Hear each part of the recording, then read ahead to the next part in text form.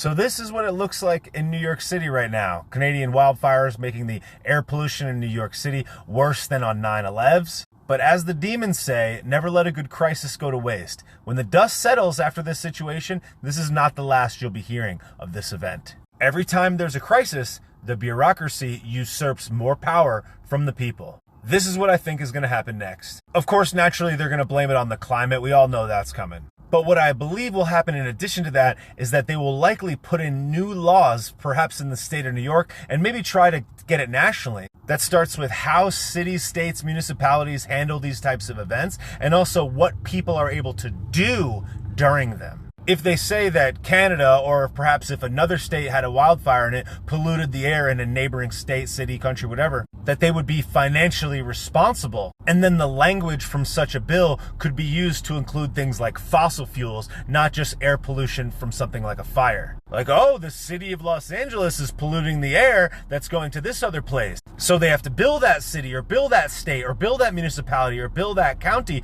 for the supposed air pollution. Then using that billing, that financial negative or whatever, that potential liability as a, well, we have to go to electric energy or clean energy because there's this law about polluting the air. And then the parts per million will just go down over time. No matter what, they will make this about the climate, they'll make this about clean energy, they'll make it about air pollution, and they'll involve everything from gas stoves to cars to perhaps air travel and whatever else down the line. And this is just one of many. This will also usher in human behavior management in the result of some climate and or environmental disaster scenario, where the logic, instead of how it should be and was for the last several hundred years in America, where the rights of the individual were more important than the theoretical rights of the theoretical collective. But in the same way that they said that you had to get the juice to protect everybody else, the community, they will say that in the event of some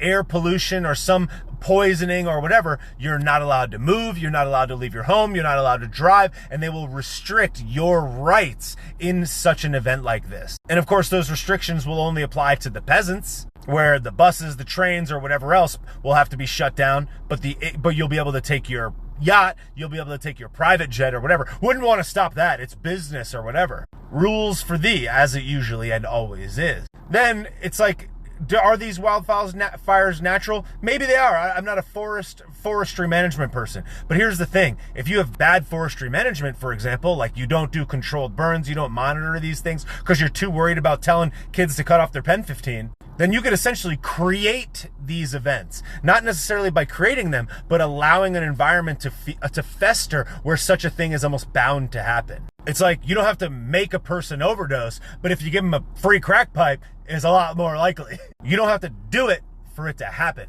Do you understand? Because at the end of the day, whom the bureaucracy worships, and where ultimately all of our rights, what they will try to sacrifice to, is the planet.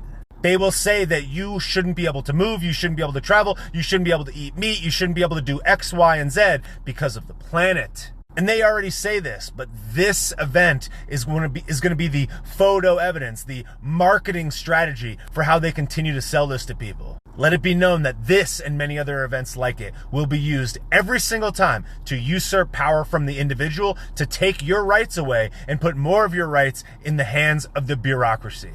And once they have them, you will never get them back. You'll see. Watch how they cover this event in the next couple of weeks. Watch what Eric Adams says. Watch what Kathy Hochul says. You'll see. They will be ushering in this exact strategy.